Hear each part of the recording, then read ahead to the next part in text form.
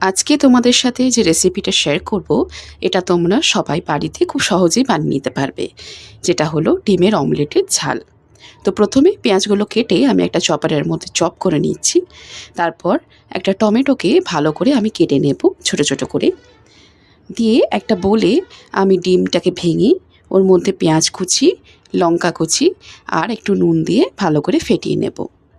তারপর একটা কড়া গরম করে তেলটা গরম হয়ে গেলে ওর মধ্যে ডিমটাকে দিয়ে দেবো। এরকম করে আমাদের 4 জন ছিল, তো আমরা 4টে ডিম ভেজেছিলাম। তোমাদের যত লাগবে তোমরা সেইভাবে ডিম ভেজে নেবে। দিয়ে ডিমগুলোকে এপিট ওপিট করে ভালো করে ভেজে ওই তেলেই আমি দিয়ে দেবো পেঁয়াজ। পেঁয়াজটাকে ভেজে নিয়ে ওর মধ্যে দিয়ে দেবো টমেটো।